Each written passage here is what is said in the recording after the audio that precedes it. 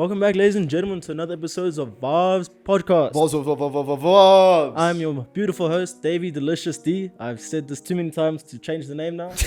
On my right is Dylan DJ Diduli, and on my left, my boy, Captain Librizzle. Yes, boy. And today we have a major episode. I know that I say this every episode. But every episode's major. Every episode's more major than the last. We do it big here on Vaabs podcast. Today, our guests are an electronic music duo that are veterans in the game and taking the industry by storm. With over 70,000 streams on Spotify alone, this musically innovative duo has played at festivals such as Rocking the Daisies, H2O and It's Personal, and have also supported artists such as Stephen Bodzine, Adana Twins and Pleasurecraft, just to name a few, celebrating 10 years providing an absolutely immaculate vibes on their music journey, here to promote their new single, Tell Mixes, with features and remixes from Lemon and Herb, Guy Herman and Chris Sen. Ladies and gentlemen, we are in the building. Western and Engine, welcome to Vaabs. Big love. Thanks for having us, guys. That was quite an introduction. Hey, We have to do it big. Yeah, we have to do it big. Have to do it major. But yeah, just with like the whole production process and the making of your new tune, like what was the initial inspiration? Like we were just talking now about how long ago you guys actually made the tune and sat on it. Just walk us through like the whole production process. And so we wrote Collision somewhere around 2018, 2019. The track was mostly inspired by the fact that Sean and I had been through a lot personally. We had our music stolen from us, our laptops, all of our backup music, all of our educational music. Like we had music like backdating to like 1996 that was just, and it literally happened in a space of like a month from each other. First, Sean had he left home from work. He had someone working for him at home, looking after his home, cleaning his home, and he came back and he's cleaned out completely. Studio gone. Yeah, it was and horrible. I was actually working with another events group, and we hosted an event in Rosebank. And I made the mistake of taking my entire Red Bull bag with all my backups and everything. And I felt it before I left the house. I shouldn't do it. And I literally got back to the car and everything was gone. So Collision and a few other EPs that we had written during the course of the time, like the one that actually came out on Shockala Records with Spiritual Entities, Phoenix and Livefire, that we wrote during that time. And Collision, we started that project during that time, but we held on to it. It was always just one of those tracks where when we were really inspired, we worked on it. And then when the inspiration kind of dried out, we're just like, cool, it's enough. That's a story. So it's a story of pain. It's a story of resilience. It's a story of persistence. It's a story of love and passion and dedication to what we're doing. We weren't going to stop. So it was about coming back with the fire. And then the remixes really came into play somewhere around 2020. We had gone to Mixmag, the lab in Johannesburg, and I'd actually connected with Lemon and Herb there. Yeah. And we're like myself, Don and Amano and Sean, we just like formulated just like really cool energy between us. And then I just decided one day, I said to Sean, I was like, listen, I think we should finish this track and give it to them to remix. Guy and Chris Sen they are brothers. They're like our big brothers. They've always been there around us in the industry. There was no doubt that we were going to ask them to remix, and it was in line with what their sound was. And that was around 2020 when we actually gave them the projects, the stems, and then they gave it back to us. And then we just held on to it. We were going to push it out to an international label, but we actually didn't end up submitting anything. We just actually ended up holding on to it. And now, the stars have aligned, and we're about to launch a new record label called We Are Records. And this will be the debut release on We Are Records. Oh, that's such a nice story. It's like we were going to like sell it to another label. It's like we're actually just going to make our own label actually. Yeah, man.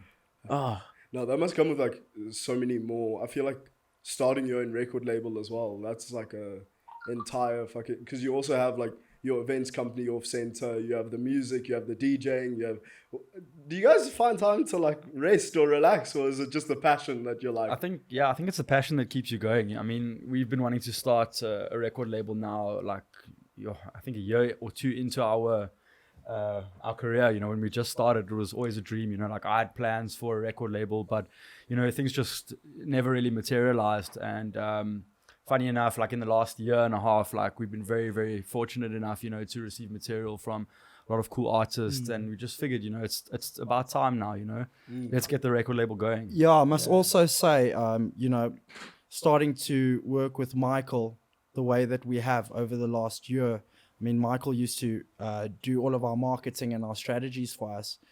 And it was sometime near the end of last year where we both went through a lot of kind of personal tribulations. And Michael sat us down. He's like, listen, you guys are something and there's not enough lights on you. Let's do this. What are your plans? What do you want to do? And Michael is actually the one that's kind of just like, you know, really pushed us to make this record label a reality. There's a lot of work that goes into a record label. Like I can't even explain to you how admin intensive it is and how many processes and procedures it is. It's not just about listening to music from artists and asking them for music and going, cool, this is great, and then I'm putting it out. There's, you know, just on the publishing side, that's a whole entire story on its own, you know, not long enough to explain on the Vaabs podcast, but and then there's the marketing side, and then there's videos, and then there's animation, and then it's also like understanding what imprint that label needs to have and what kind of music you want to showcase and how strict you got to be. And, you know, as long as we've been in the industry and we're blessed that we're still here, and thanks for all the support that we've received up until now. But it doesn't matter if you're mates, there's a standard that we're trying to put out, and it's, you can't just say yes to everything. So it's not easy, but we are very blessed and we're going to give it our best. Oh, 100%, man. I feel like you guys, like, your sound is very unique. Like, listening to your music, especially like the music that like you make and drop, there's not a lot of artists in SA who like make the same music that you guys do, or even like similar sounds. So I wanted to ask, over the years, has it been hard to almost stick to your guns or like jump on new trends and things like that? Like, what stopped you from jumping on what's hot and like sticking to your guns? You can go first. You can go first. I don't know. I just think as, you know, as an artist, I think it's super important, you know, to have your own journey. I think a lot of guys get caught up with following other guys and, you know, trying to copy what other guys are doing. And, you know, in doing that, I think you get lost in the journey. You know, you kind of just detract from the journey that you should be taking, you know. You know, at the end of the day, it's about your journey, you know. It's not about you trying to copy someone else's journey, you know. I think it's important to try and find your own path and stick to it, you know, even if it's tough. You know, which a lot of people would say, you know, for us especially, you know, it has been not the easiest, but I can definitely say it's been well worth it, you know, because in doing so, we've kind of established our own type of identity within the scene. And yeah, you know, it honestly makes us happy to do what we're known for, and, you know, rather stick to what you're good at and what you're passionate about, you know, and I'd say, you know, you can be influenced by other artists for sure. Definitely. There's nothing wrong with that. But I think you need to develop your own strategy, your own sound, you know, take the time out, spend your 10,000 hours and figure out what that is, you know. A lot of guys don't want to do that. They just want to copy the next guy, you know. So put in your 1,000 hours or 10,000 hours, whatever, develop your own sound, and, you know, the reward will be there eventually, definitely. I think it's, because I see a lot, like, with people that pick, like, the genre that's up, like, techno's up, let me play techno. It's like very nice short journey, and then it's like it stops there when techno is not as popular. And then it's the thing is, I think people are trying to just ride waves. You know, and the thing is, waves don't last very long. You know, I think you want to be more on that slow, steady boat. You know, getting to your destination, you know, in due time, instead of just, you know, riding the wave and then crashing upon the shore, you know, and then that's it, done. Yeah, exactly. You know, 100%. Like, ride the vibes, not the wave. Biggest advocate. But just to add on to what Sean is saying, it hasn't been tough to look at other people and try and jump onto something. I think our time in the industry is a testament to that. When we first were introduced to kind of this market and the players in this market and the promoters in this market, we were actually at a music school called Organic Audio, where we had met a lot of influential people at that time that were hosting events, and, like, you could say in inverted commas, the cool cats of the industry. You know, if they got an eye on you, then, you know, then you're something. And because we were at the school, and I think we had a lot of support within the school, but I don't know if it was so well received for the other guys that had now come to visit the school, and these guys running the school are their mates, and now all of a sudden we're like the topic of discussion. So it was very tough for us to break in. And what we did was we decided, okay, you know what? We will just focus on the music. So we were putting out releases, but we were releasing music internationally to labels that these guys were following. Oh, hectic. So at first it's like you're approaching these guys, you're like, listen, please give us a shot. You see us here, Yeah. you know, and it's always like, yeah, it's okay, I'll try, cool, I'll you know, try. and like brush off, like, but coyly, like just brush off nicely. You don't feel like shit afterwards. But then when it's time to ask again, or the liner comes out and you're not included, and it's like, and then you know where you stand, because when you walk into a party, no one wants to talk to you. They brush you off. They turn their backs on you. These are the things that we experience. So we decided, okay, you know what? We'll do it our own way. Push music out globally first. And that's kind of when people started to notice us. That's when we got our residency at Truth. That's when we started playing at Future Frequency Festival that built up to H2O, that led to Rock in the Daisy. So we've never really been too fascinated with watching what everyone else has done. We've really been forced to just be like ourselves and just be like, okay, cool, well now fucking have it. Yeah, And now the 100%. conversation is different. You know, at first we're approaching you for a gig, now you're approaching us for the gig. Yeah, And and it's not like a cocky thing, it's just also we respect the time that we put into it. We're not trying to be famous. We're not trying to make a shit ton of money and trying to walk around with big heads. We love what we do. We both come from musical families. It's what we're born to do. So we just want to do that in the most positive way and share as much love and be as inclusive as possible. Yeah, 100%. So beautiful, man. Yeah, that's beautiful, man. And I feel like with that comes longevity, because it's very easy to like get caught up in it and wondering why you're not getting snubbed, and then being like, okay, maybe I should do what they want me to do and fit into their box almost. And then you kind of like lose track of what it is that you even started it for. Like I know, And you're just collateral as well. 100%, almost to like related to what we do is like, we also feel that thing of like, we can jump on trends very quickly and go viral, because it's not hard to see what's viral. But the reason that we haven't is because it's not us, it's not our personalities, and like trying to build something that will last and that people actually believe in, you know, because you can always tell when somebody's doing something to get rich, to get famous. So, Yeah, if you don't understand your identity, then find that first instead of trying to replicate someone else's identity. And then I support Sean in what he's saying. That's where the whole getting lost comes from. Is now and there's a lot of guys that have done this where they're replicating, you know, other artists or icons that they love, and they start writing that kind of music, and then they build a brand off that music for many years. And then they get to a point where that music and the phase of that music or the trend of that's out now, and then they stuck and they're like, but why didn't I just stick to what I know and what I love and what's true? Because that's the most authentic thing. And when you're listening to it, you can hear if it's authentic or if it's or if it's a ripoff, you know, or replicate, you know, replicate it, you know. Yeah. We also wanted to ask about like, so you spoke about it a little bit, but just to like expand, when you are featuring like different artists and things like that on a track, or working with different artists, like you've worked obviously now with Lemon and Herb, Chris Sen, like people like Avi Suban as well. How do you almost like, how does that process go when you have to include another mind? Because I feel like you two already have like an understanding almost, where I don't imagine you have to speak much when you like do this kind of thing. But Can I go first this time? Yeah, Look, I'll be very honest with you. The first thing that you need to understand and respect is that everyone's an artist. We might have the same destination, but the road to get there is very different. And, you know, some people want to take a gravel road. Some people want to go downhill on a slope. Some people want to skateboard. Other people want to ride a bike. Some guys have Ferraris. And the truth is, when you're always getting in the studio with another artist, you first got to find that commonality of where the strengths are with these artists that you're working with.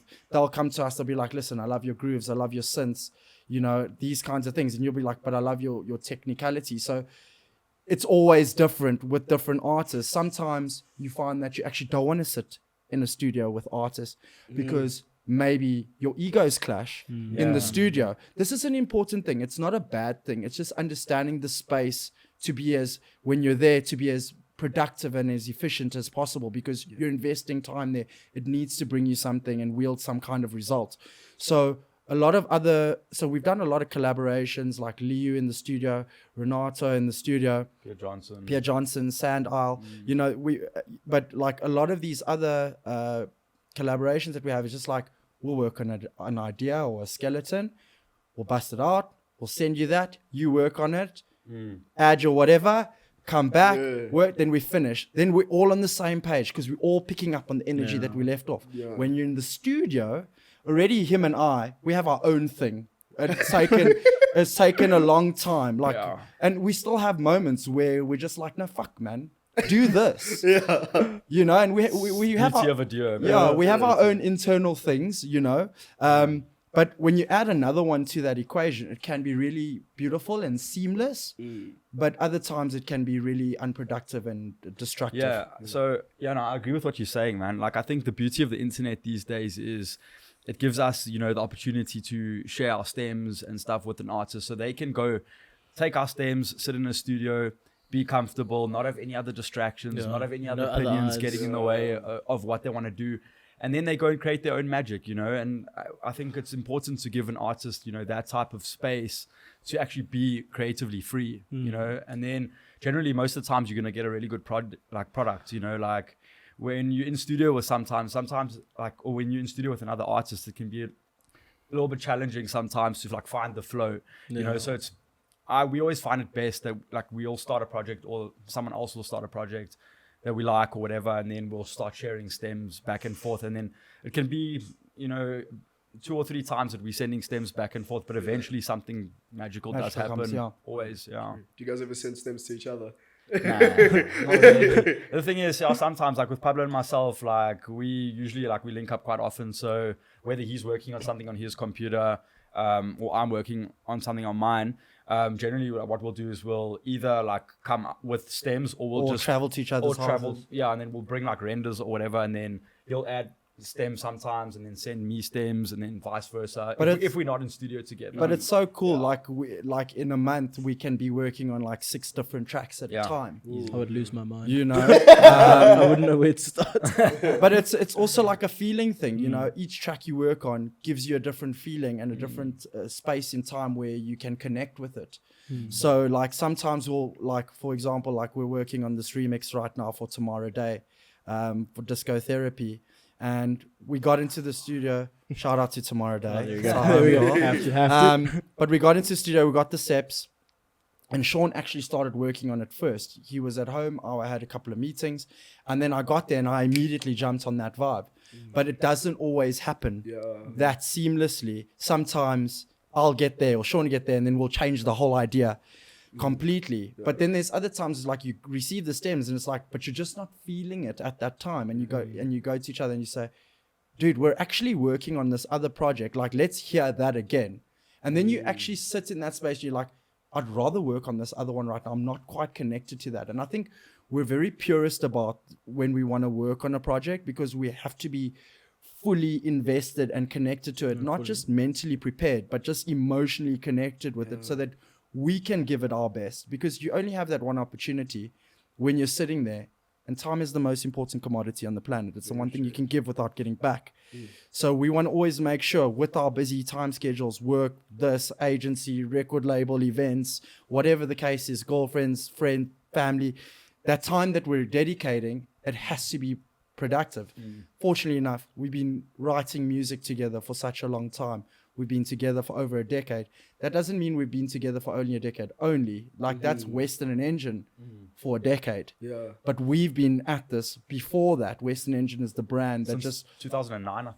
Western Engine is the brand that came after that work and finding each other and whatever the case is. So it's a whole little story there, isn't there? What actually is, are you gonna say this? What actually started, how did you guys link up completely to start making the... Go. Okay, so how See, we... good married couple, eh? Oh, no, I did the same to Lebs. It was like, how did you Lebs? You're like, Lebs, Tom. Yeah, man. So basically, Pablo and myself, you know, we started out, you know, doing music in our own capacity. You know, like I used to DJ with my brother. He used to DJ with his brother. This is like years ago. And, you know, finally, you know, we realized that, you know, our brothers weren't interested in production, you know, and we actually met through a mutual friend. So this guy would always say to me, you have to meet Pablo. And he'd go to Pablo and he's like, you have to meet Sean. So eventually, you know, this mutual friend named Brendan, shout out Brendan. Brendan Cardi, what up, boy?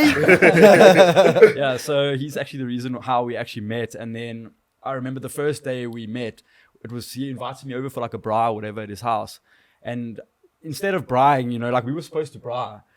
We sat in studio and we made music, and we completely ignored everyone at the house. Yeah. And then like just hours and hours went by, and that was the start of it.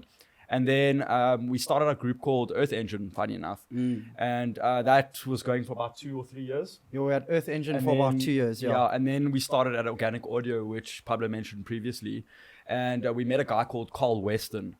Okay, so he would then join us as well as our third member, and then due to unforeseen like circumstances and life and whatever, he decided music wasn't really for him. So we had already formulated like Western and Engine, like we amalgamated Carl Weston with Earth Engine to get Western and Engine. And then he decided he was done with music or whatever, so we decided we've already started something, we've put in so much work into this brand or whatever, it would be pointless to just throw it away, so we continued with that, and constantly we get asked who's Western and who's Engine. We're both Engine, okay, just for the Like record. he's Western, I'm Western. We'll just delete that where you wanna question look at it, real But like, just to add on that, Western and Engine wasn't the preferred name for everyone. It was the name I chose. Oh, okay. So how it actually ended up happening was we amalgamated right before the school was closing its doors. And because we had spent so much time together in the studio, I mean, we had like Charles Webster there, we had like Tuma Sound System there, Floyd Levine Carl there, Watson. Carl Watson there. Jeez, We God, helped facilitate one of the Liquid Deep albums in the studio. Like this is like, we're talking back in 2012. These are the things we were doing. We had spent so much time together. We're like, guys, we have to stick together. And I was like, okay, because I'm the guy, like the marketing, the guy that's talking a lot, the guy that's always out, whatever. So I was like, we're going to call ourselves Western Engine. And I loved it because it was more than one person. So the acronym is we. But we also stands for like something that we see in the industry, which is about a collective. It's about a community. It's inclusive. So I loved that. And they were like, fuck that. They were like, fuck in the that. beginning, I'm like, They yo, were like, fuck 5-syllable that name. shit. I'm like, They're yo. like, we want to call ourselves some jargon fucking production name. We're going to call ourselves Automate or I don't know what. Oscillate this. weird things, man. And listen, it was only nerds would understand what it would mean. It's like You an know, old J and, situation.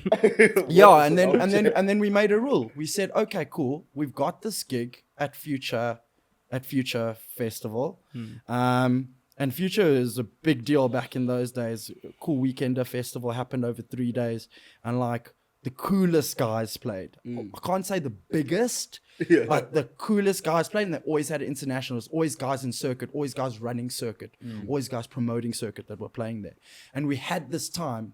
The promoter had already told me, listen, you've been pushing for a long time. I will give you guys a slot. So we're like, cool. He's like, artwork's not ready yet, but just let me know. We need a name. Yeah, what your name is. So I said to the guys, like, listen, okay, cool. We have this month. If you have not found a name, by the end of this month, we're fucking Western and Engine. You have no fucking choice.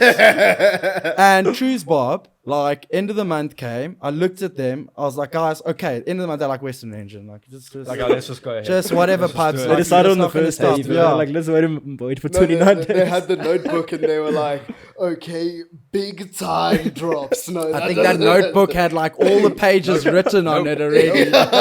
Right cross out, right cross. It's like, no. 100%. Oh, Fuck. jeez. Like, Yeah.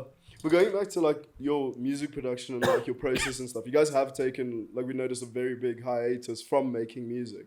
What was the reason for you guys like stopping making music for such a long period? So I don't think we actually ever stopped. We've We continued never to make stopped. music. We've never stopped. We never stopped. We I just think didn't the release. releasing- Yeah. Yeah, the Yeah. releasing slowed down a bit because we decided, let's rather focus on building quality material up, and instead of just trying to push out music as much as you can and completely saturate yourself, rather put out quality when the time is right. Like I said, we're not in a rush.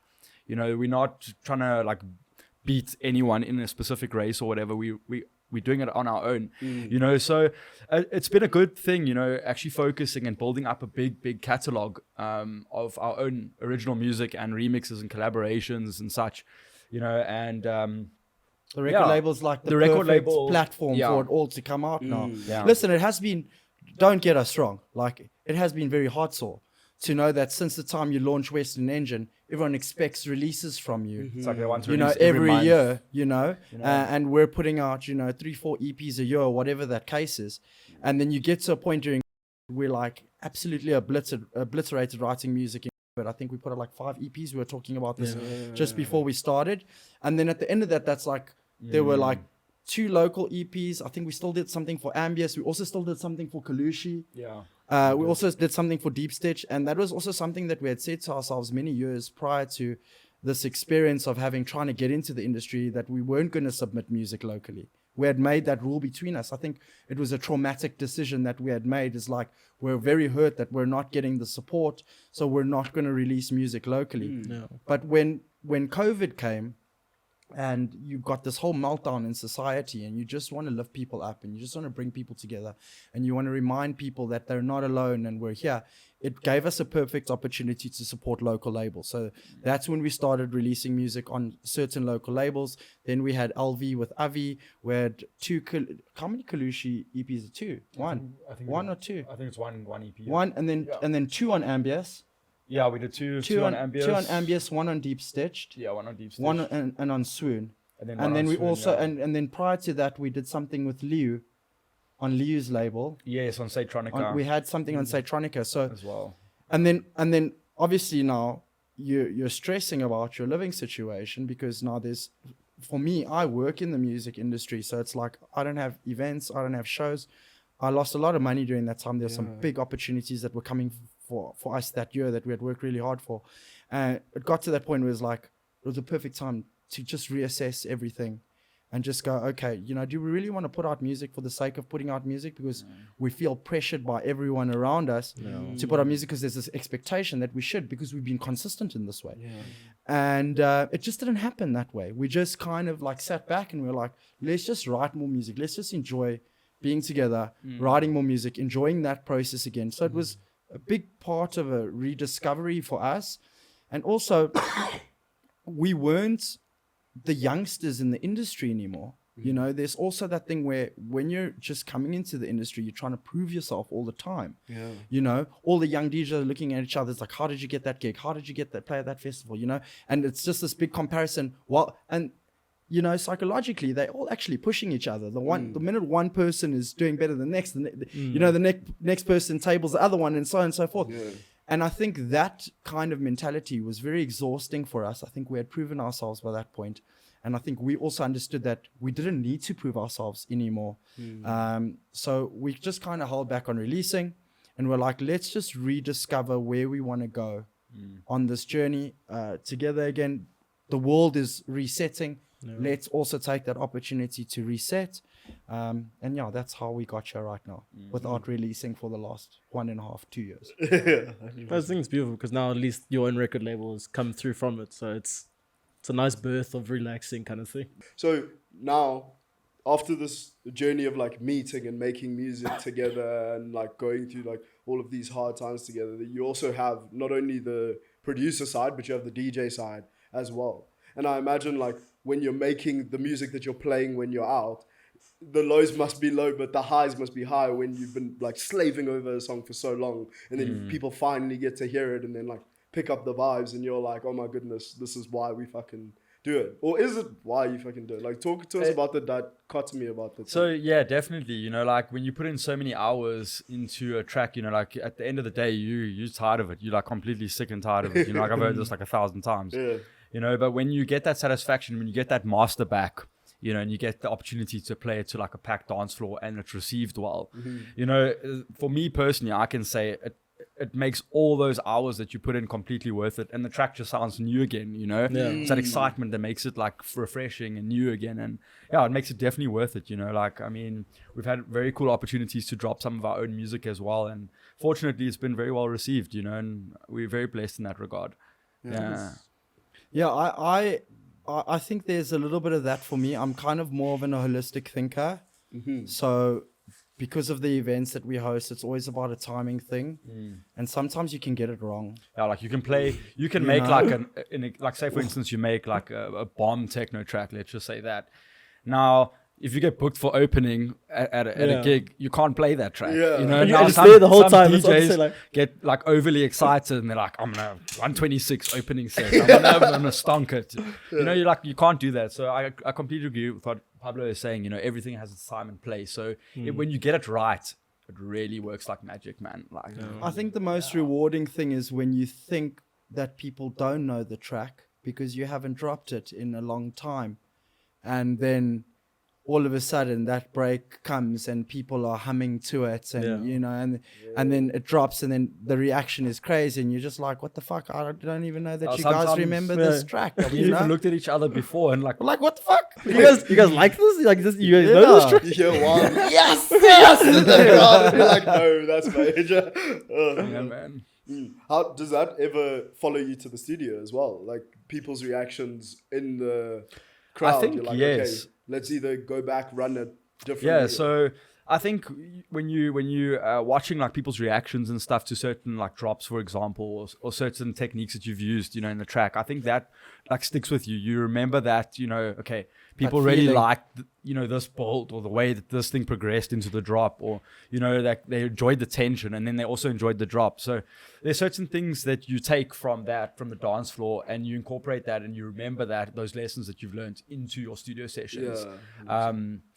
Yeah. I think that's Sean. For me, I don't care. The gig's over. New track, new day, new track, new track, new day. That time's gone. Yeah. Like, let's create a new magical moment. How do we? If I want to recreate that thing, we'll write the same song. You know.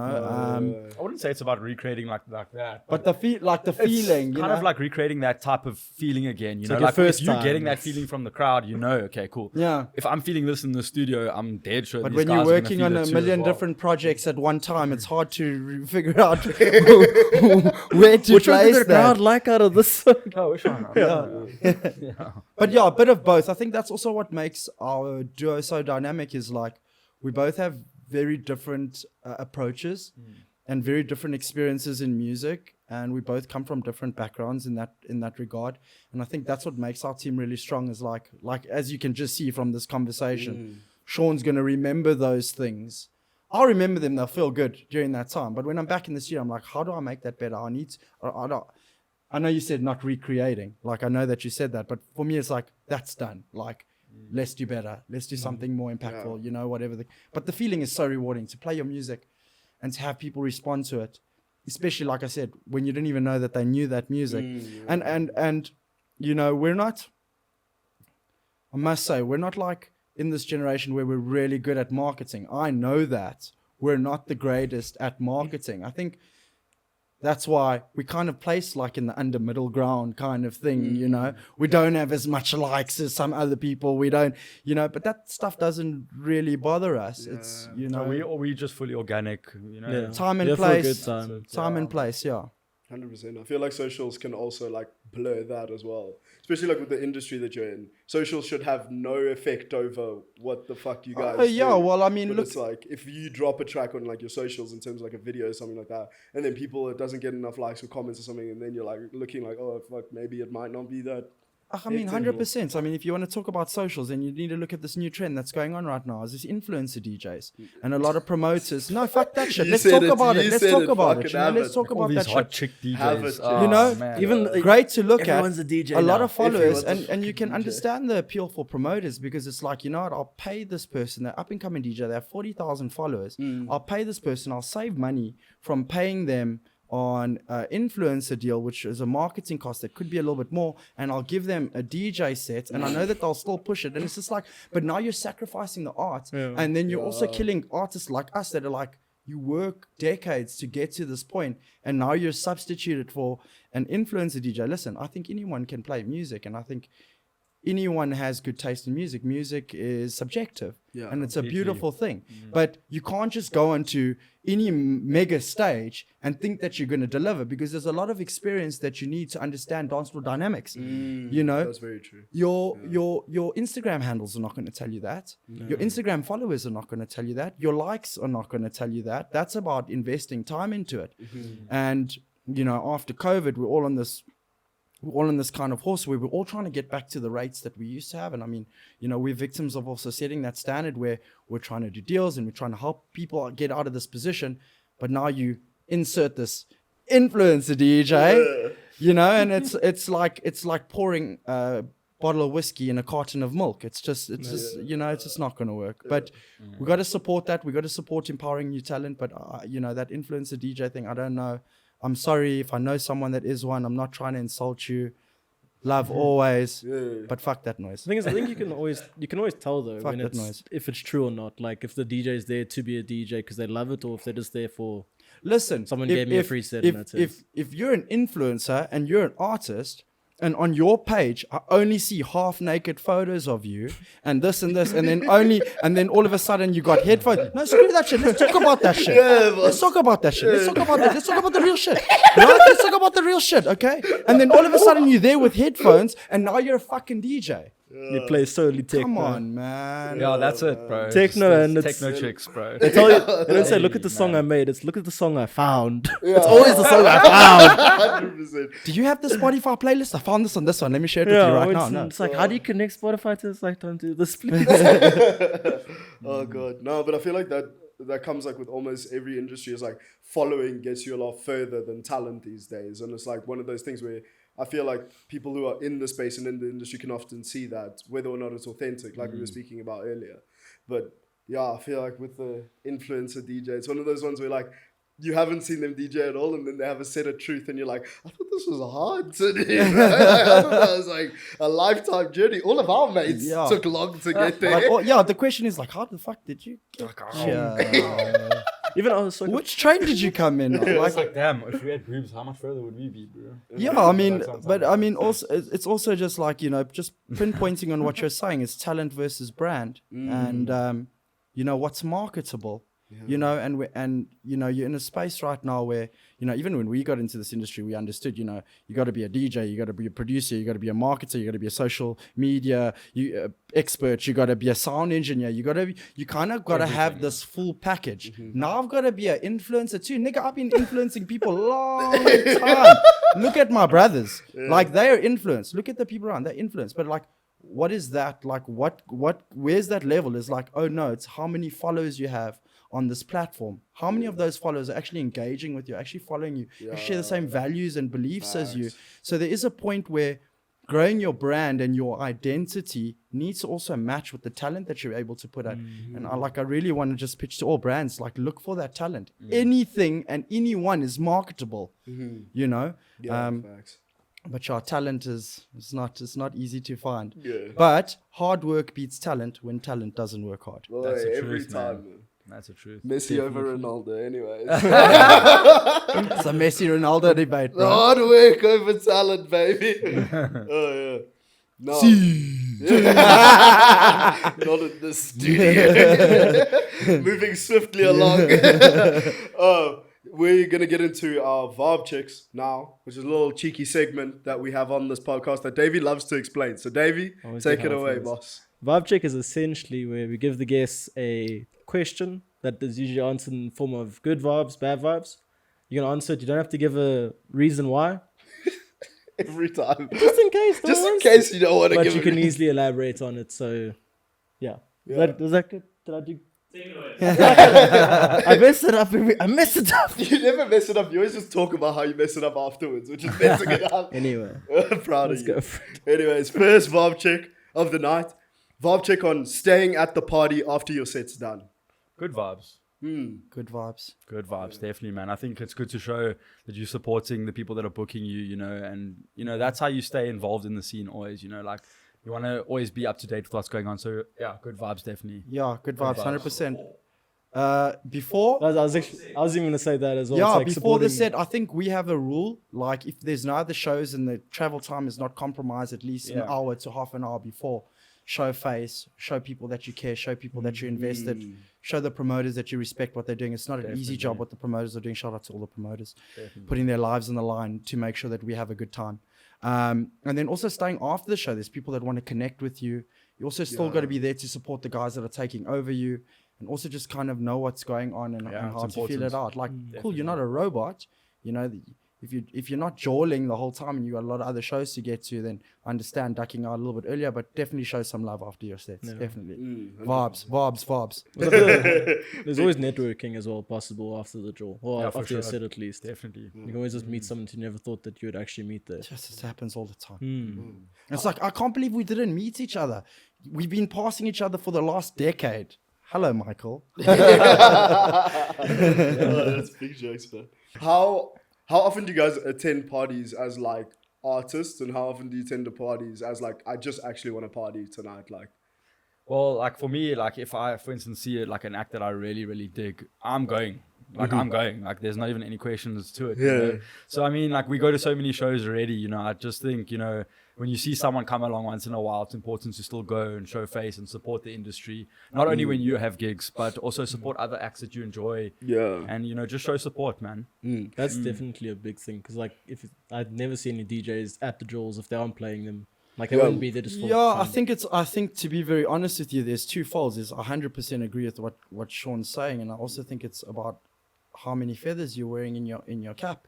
You know, if you're a DJ, a producer, a club promoter, an agency owner, a record label owner, you're completely invested into the industry. There's only so much that you can give it without losing your soul. So taking a break is also important, but supporting is just as important. So you got to have a good balance of which shows you're going to go and support on which nights. You know, shout out to John. Shout out Johns every time. Yeah, it is very healthy and it is very productive, and the industry needs it because the young guys that are trying to break away, they're looking at guys like us that have been around for a while, and they're trying to meet you. You know, you could meet the next hottest talents. I mean, I think that's how we become so close with Guy Herman. You know, Guy Herman is like super veteran pioneer, big brother, mentor, empowerer in this industry for like 2 decades now, and that's kind of how we grew our relationship. And I have a lot to be thankful to Guy for. I mean, even now we're partners with Guy in Off Center, and we do a lot of shows together, etc., etc. But if we never put ourselves out there, just coming on normal nights, even when we're not playing and supporting, we would have never been front of mind for opportunities when they did arise. Yeah, 100%. Yeah. No, that's beautiful, man. Second Vaab check of the night is Vaab check on getting drunk before your set. No vibes. Bad Bad vibes. Bad vibes. No vibes. No vibes. Is it from experience Like- that is bad vibes, or is Well, it? I can tell you now, not that I've experienced it, but geez, I won't lie. Like Seen I've some seen, experiences. I've Okay. seen some DJs like Scary. eat shit like properly, bro. Like I can't even lie to you, bro. Like mid set, Oak faints, bro. Music stops. Bro, Yeah. Oak just drops, bro. Like Only held by the like ears. his friends come on and then they trying to like mix and trying to like carry on the show. And, like, Oh, definitely. don't stop the boss. Don't stop the boss. Are you okay, boss? Are you okay? We're doing it Bad back to back, vibes. guys. like I understand, like, you in a very social environment, I won't lie, I am guilty of, you know, once or twice in the past having a drink or two before you play, but it's never been like you've gotten. no, I'm not out of hand. Never, but no. we're saying bad vibes because there's also responsibility that you have Yeah, you won't to get be booked there again and if direct you this act like this trash. market. So I'll say straight up, like, I've been guilty of doing that once or twice, and that's why I know it's bad vibes. Like, Yeah. it's I'd bad say more vibes. After, more afterwards, not Yeah. before. I feel like No, not afterwards. really. Yeah, not really. Like, Yeah, it's more like, afterwards. look, you I let your hair mean, down and have some fun, but and also never before. And also, it also Never. depends how long were you there for. You know, if you're there from the flipping time the doors are open, bruh, like, Everyone's coming with and a tequila. everyone's coming. a little bit of a biz. Yeah, and when How you're do you not, say no, bro, without looking like a you know bit of a toss, you know? Yeah. Just take those shots, bro. no, but it, from a professional standpoint, bad vibes. Definitely. I also feel like it's such. Yeah, listen, Okay, yeah, we're not we gonna can't talk all about be Villalobos. Villalobos. Jeez, that guy's just not human, bro. Like, And I still gets it on, like, I don't know. But Oh, those are vibes, but bad vibes. yeah, for us, bad vibes. Yeah. I was even going to say now, it's like it's weird that like it's bad vibes as well. Like we agree with it, but like in nightlife culture and everything, drinking is the most bonding thing you can do ever. is. It's like, please, we don't need to bond before my set. 100%. No, It's even I like agree. when I've been guilty of it as well. It's like your friend's playing, so you're just like, oh, I'll go get you a shot. What do you want? And then it's like, I feel like I'm enabling bad behavior. No, but the thing is, that's not on you. You know, that's on the DJ. You know, like there's nothing wrong with like getting the gesture, joints yeah. a little bit loose, having a bit of shots, like 1 or 2 shots before you play. Nothing wrong. If you can't compose yourself, don't do it. Yeah. When he's 8 shots, Really it's don't. nah, Like, man. don't do it. Like, if you can handle your stuff, drink within reason, don't go overboard so that you can still perform your duties. At the end of the day, we are still working. It's a job still. We're not just It's a there job. to have fun like everyone else. We're there to obviously perform. We want to ensure that we have longevity, with our bookings, and we want to have good relationships with the promoters. The last thing they want to do is book a dude who can't even stand, like behind the decks, and then he drops halfway And you through know the that, set. and the industry talks, Like, eh? People oh, yeah, talk. people oh, talk, dude. yeah. After a weekend, you just wait for all the tea. It's like I booked so how were they? It's like they're pretty fucked up. And then that one chats to that one, and that one chats to that one. And then it's also broken telephone. It went from he was drinking to taking meth. In He in threw this a basically bottle On the stage. to I think he threw up all over the decks. We had to replace the decks. He was standing on the DJ deck, back to the crowd, busy DJing. We said, Screaming Sunny, Skrillex? Sunny, stop it. Oh, fuck's sakes, man. Another segment that we like to get into on the Vaabs podcast is a little bit of a fuck, marry, kill with different genres. Davey, you want to take it away? Of course. I thought you were going to ask me to explain it. I was going to be so mad at I you. think I know this one. Thank Yeah. you. So yeah, we do with everyone. Fuck, marry, kill today is EDM, dark techno. EDM, dark tech, and Afrotech. Yeah. Okay, firstly, how do I do Fuck this? EDM. Yeah, definitely. I'd kill EDM, like hands down. Like, I'd- yeah, kill it. Yeah. No, I'm saying fuck it. Like, You saying no, I'm saying like fuck it. Fuck it up. Yeah, as in like I'll kill. kill it. Yeah. yeah, no. We're Yeah. not getting any intimate. No, with, we're not EDM, getting nah, intimate with I'll that. pass. yeah. You know how I like it. No. You know We're not that doing that's Swedish We're not house doing mafia that. about. Hey, bro, I Oh, can't do fuck's it. sake. Yeah, So and yeah, then, kill EDM. yeah, definitely kill EDM. I would Who would probably, you fuck and I would who would fuck, you marry? I would fuck techno, and I would marry Afro, probably. Yeah, I like that. I think I would I do like that. I agree with you. Yeah. I agree with you. Yeah, I agree 100%. What is it about Afro that makes you want to marry her? It's I think it's just classy, man. Like, I think, if you talk about, like, having sex with a genre in particular, you want it to be hard and rough and fun. Yeah. So that's why you Yeah. say techno. like, But you don't want come to see on, hard techno and every day of your life. and you High said dark energy, bro. techno, you know. Dark. Dog. Dark room. That's like no lubrication, wear and tear, you know. Fuck up, dude. It's a lot of leather. No one's involved. But you don't want it to be too hard and not good, like EDM, where you're just like, this is a lot right now, and it's the same every time. Yeah, It's everyone mish, talks about doggy, it. mish, doggy, and it's the same. Idiom is just missionary, bro. Straight up boring, bro. No excitement whatsoever. It's Same like- thing. Like, you have like this off-key percussion. You know you want to drop bam, bam, bam, bam. One kick drum and one percussion. That's like off-key completely. The worst is the pop remixes. Hit me, baby, one more time. Hit me, baby, one more time. Oh, Hit me, baby, one more time. hit me, Hit me, baby, one more time. Hit me, baby, I'm like, yo, nah, can't do it, bro. Hey, no, man. Nah, can't do that. How do you guys? So I imagine you guys, like, when it comes to those clubs that only play like pop remixes, those aren't the places you like. you'll to never go. find You'll us there. never find Like, I don't even even remember my the last time. imagination there. Even the last time I listened to radio, like, hey, no hate on 5M and whatever, but geez, I don't remember the last time I listened to radio, man. Same as well. I really don't. No. My mistake, if anything. It's Yeah, like, maybe, Oh, you maybe know. turned on and you're like, oh. Like when your USB fails or something and you really don't want to drive in silence, that's like your last resort, No, you know? I'm jamming jazz in the car all day. Jazz, hip-hop. hip hop, reggae. break beats. Yeah, man. I always find it so interesting to find out what genres DJs listen to outside of the Don't music they listen to- make. I don't listen to dance music. I don't during the listen to day, like, dance in the music. car. Nah, fuck What are the During the tunes day, looking like? it's not a go-to. We draw inspiration from all kinds of music. Yeah, And like especially Sean jazz. said at the beginning of the interview, it's like it's very easy to get consumed by what you're listening to and have to try and then you're trying to replicate it. For us, like I want to keep those ideas as authentic as possible. So Yeah. it's not that I'm not checking out what everyone's doing around us. I'll go and listen to that music like in the evening, at night, whatever. But like during the day in the car, it's not 4/4 in my car. You Yeah. can ask the Dune Bugs. It's like anything else but that. And it's not because I don't love it. It's because I love it that much. Okay. That there's a time and a place for it Yeah. where it gives me something more, you know? And it's good to be inspired by other genres. I mean, music is such a diverse topic. There's so much, to be inspired from.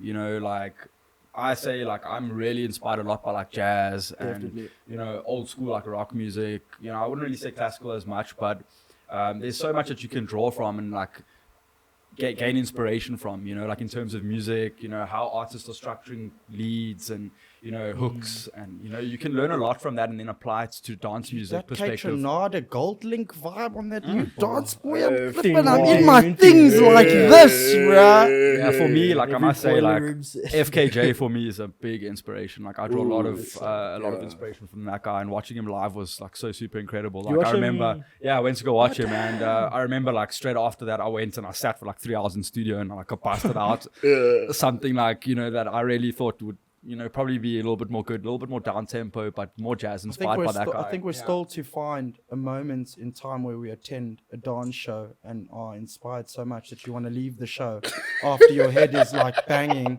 for so many hours and want to come and bang your head more in the studio. Yeah. After I the set, think it's like, also that remember this approach- is gonna be I think also that approach of what you're consuming to what your output is in the studio, that's also very important for us. So Yeah.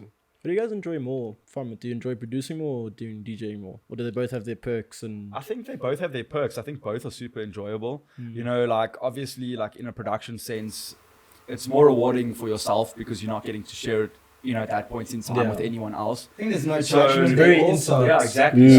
So No judgment there also. in Just your own yourself. personal capacity, with the people that you're around, you have a great time, it can be really, really cool, and that's really, really super rewarding, especially when you're with like industry peers, when you're writing music together. But it's also just as enjoyable when you get to go and play out music and you get to interact with people and see how they enjoy certain things that you play or certain tracks that you play. So I'd say like, yeah, man, I mean, both are super enjoyable. If you're really Yeah, into it, there's none that it's about. I wouldn't the say other. like one would Yeah. be preferential over the Yeah, other. no, One it's- wouldn't really exist without the other. If you're a true DJ and true producer, they should really be both enjoyable. Yeah, to I you. think that's. Yeah. I think just to touch on that, I think that's very important for Sean and I when we started this, career of ours. And like he said at the beginning of the interview, is like our brothers didn't want to produce. That for us was like a no-brainer. It's like if you want a successful career in this industry, you have to make music and play Preach. music. Preach. You gotta know both sides, because we also, and we've had this discussion a lot of times. It's like DJs take credit for what the producers are doing. That song lasts 6 minutes. He's getting it all. Someone comes to ask you for the track name, you don't want to give it. What the fuck's up with that? Yeah. People are Ooh, stingy gatekeeping sometimes. music. Yeah, and it's not even your own. Like it's like I'm ready to play. Yeah, man. Like I can say for myself, like we've had a lot of people come to ask us, and Just I like don't think take a we've ever photo. been opposed. I'm like, come, Yeah, take take your a phone, photo. take a photo of the scene. Scroll through the whole thing. If you take a photo of my whole playlist, so be it. Bro. Just look at the highlighted one. And You take that one. we prefer, we prefer for you not to stand on Shazam in the corner. Come interact, come and engage. No, if you're really, really? feeling it, we're like that. If you're really feeling it, we're that open. Come, Hate it. have a conversation with us. Yeah. Be like, yo, this track is banging. Who's this? All the love, bro. Open Yeah, for heart. sure, Here you bro. go. Here's Music's it meant right to be now. shared, man. Take my number. If you don't get the right photo, so I can give you the track name. No, you've Because changed we're also producers. We understand. Like if someone is having that experience to our music, I would want that person to have access to it. Yeah. Why would that producer puts everything on the line to put that music out there just to be criticized? Think about it. All the so-called purists, everyone's just like, nah, that's not good enough. Nah, that's like. Imagine if you're a fly on the wall every time those conversations happen. I'd be How crying. heartbroken I'd you'd cry. be. Oh, Exactly. make music. But in the background, now you've heard the story just of Collision. There's this whole story that's gone on about loss and rejection and this and this and that. And that's what it means. So that piece of music actually carries a lot more weight than just the 6 minutes that you give it at the club. That's beautiful, man. Fuck's sakes. It's one of the nicest ways to look at it. Like we never once looked at it like that. Yeah, we have a lot of friends that gatekeep music, and sometimes I, fall into that trap. That's too. bad vibes. No, but the That's thing horrible, is, you man. know what? That's like- bad vibes, vibes. bro. But when you're playing unreleased, like for instance, like someone will come and ask Let out a you, then little you're like, chuckle. sorry, just wait for the release date. Yeah. What else? But can it's you still do, good you to know, still but- talk about that. Oh, just be like, this is an unreleased track coming out from this artist. It will come out on this record label. Check Exactly, it out. Here's yeah. the release date. This is Yeah. give that information. It's informative for these. If they're consuming the music, because we also understand, also as consumers of music, before having this career, it's like, we're fanboys. You want access to that shit. Yeah. You know? And I'm sure you've come back from the club and you're like ringing the song over in your head again, over in your head. And then you're messaging all your mates and you're sending them weird voices that goes, la da da da da da da la da da. What was that track? What was that track? On our group, like every now and then you're like, guys, what is the song that goes like? Yeah. And you'll try. Wilson's like, we can try find it. So yeah, it's important. Share that music. share it, Because if man. people are consuming it, they respect it and they love it as much as you do. Why should you stop them from enjoying it? Because you're enjoying it. 100%. It's also nice as an icebreaker because it's like we were saying about DJs having like a whole persona that's usually like bad. It's like breaking the ice. Like, oh no, I'm actually a nice guy. Like, I'll gladly give you music.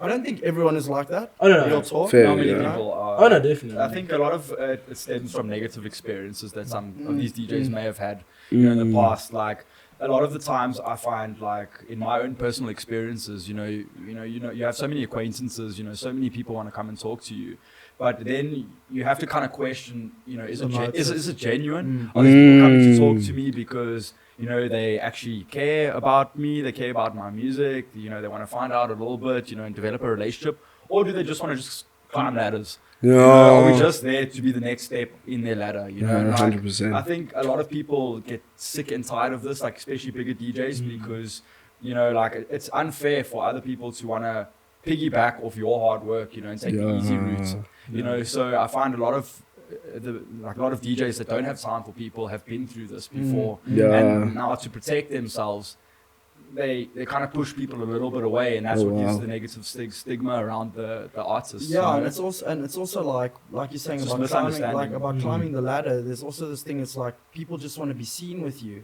because your name is on a flyer. Yeah. And then they're with Social their ladders. friends, and then they're with their friends, and they're like, "Yeah, did you see? I was talking to them." And they want to try and introduce you to their mates or whatever, and that's all cool and And whatever. they call you Western or something. Yeah, something weird like that, and you don't make it awkward for them because you want them to feel like you're not judging and you just want to be cooperative and accepting and inclusive or whatever the case is. But at the same time, Seth Troxler mentioned this in one of the documentary series on Resident Advisor. He's like, people want to come up and walk up to DJs and take a photo of them so they can post it on Instagram so they can get so many likes.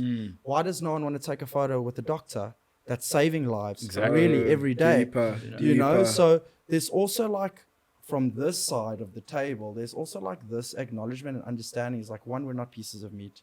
Two, this is like what we do for a living.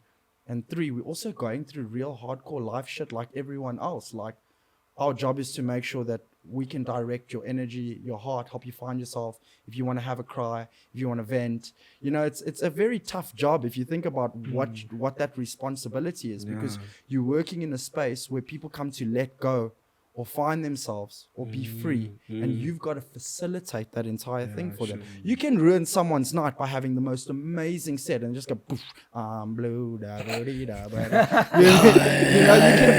Like, and think about it, like the dance floor is putty in our hands. We control where people want to go. It's a very big responsibility, and that's why you have crowds that will follow artists, because they understand this. They understand when it's the right time to drop a big track, when it's the right time to bring the set down so you can go have a drink, when it's the right time to take a bathroom break. This is kind of that's what they call working the floor. You can't play like this The whole time. Exhaust people, yeah.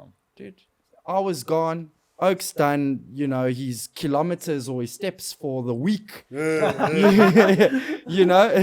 not, now he's done now. Pulled a hammy. I've done that.